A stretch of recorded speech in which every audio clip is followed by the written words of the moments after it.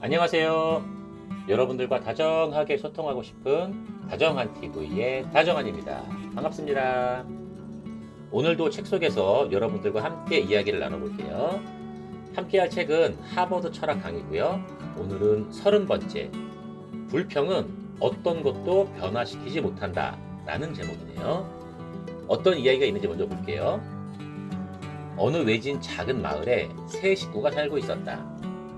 너무도 가난했기 때문에 세 식구는 며칠이나 아무것도 못 먹을 때가 있었다. 하루 종일 구걸을 해도 음식을 나누어주는 사람은 없었다.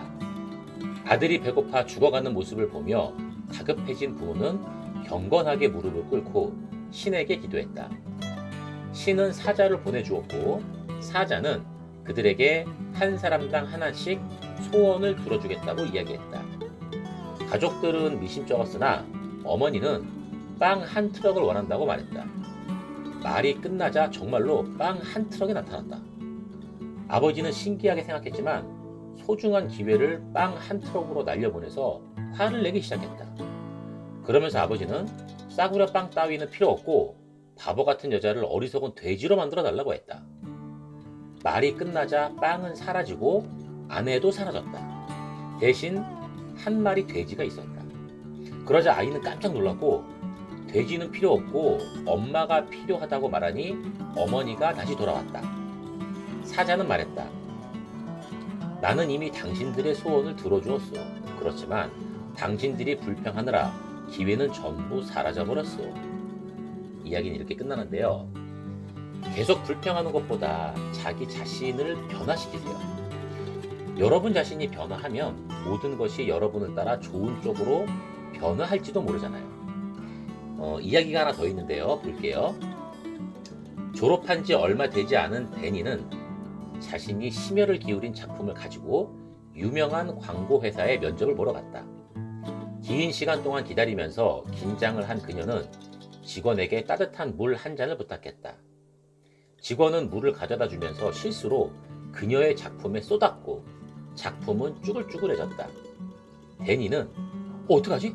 면접에 사용할 작품인데 작품도 없이 나의 창의력과 구상을 설명할 수 있을까? 쉽지 않을 텐데? 데니는 물을 엎지른 직원이나 자신의 불운을 원망해도 소용없다는 사실을 알고 있었다. 잠시 정신을 가다듬은 뒤 급히 직원에게 종이와 필기구를 가져다 달라고 부탁했다. 제한된 시간 동안 그녀는 열심히 백지 위에 자기 작품을 다시 묘사하기 시작했다. 그리고 또 다른 종이에 작품이 젖어버리게 된 상황을 대강 서술했다. 데니는 면접에서 최후의 행운아가 되었다. 면접관은 훗날 그녀에게 이야기했다. 광고는 창의력이나 융통성이 굉장히 중요해. 그때 너의 작품은 아주 간단했지만 창의력이 돋보였어. 게다가 더욱 대단한 건 그런 일이 발생했는데도 불평하지 않고 우선은 어떻게 해야 할지를 생각했다는 거야. 그거야말로 우리 회사에 정말 필요한 거였거든. 이야기는 여기까지고요. 우리가 불평과 불만을 줄이고 열심히 노력하고 행동하면 행운의 여신은 우리에게 더 많은 성공의 기회를 가져다 주기도 한다는 것을 명심해야겠어요. 불평한다고 운명은 바뀌지 않아요. 자신의 운명을 변화시키려면 우선 불평을 그만둬야 돼요. 자신의 기분과 심리 상태부터 변화시켜야 되는 거죠.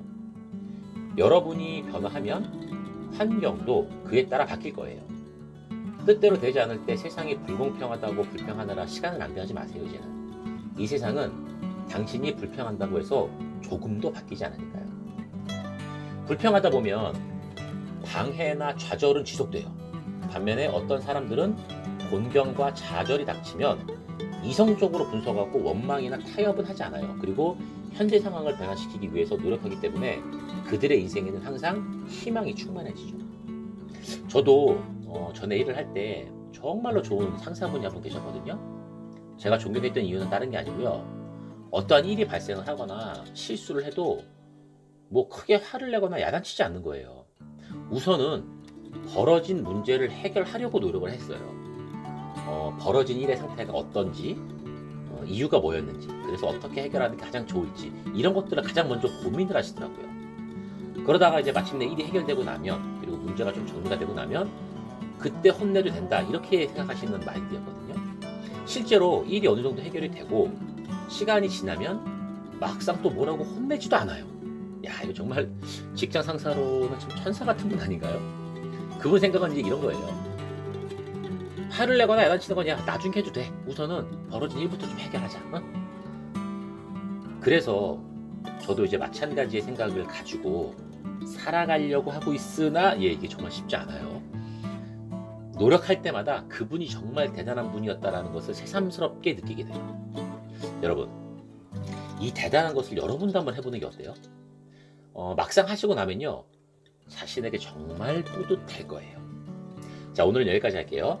함께 해주셔서 감사드리고 여러분들의 다양한 생각을 댓글로 남겨주세요.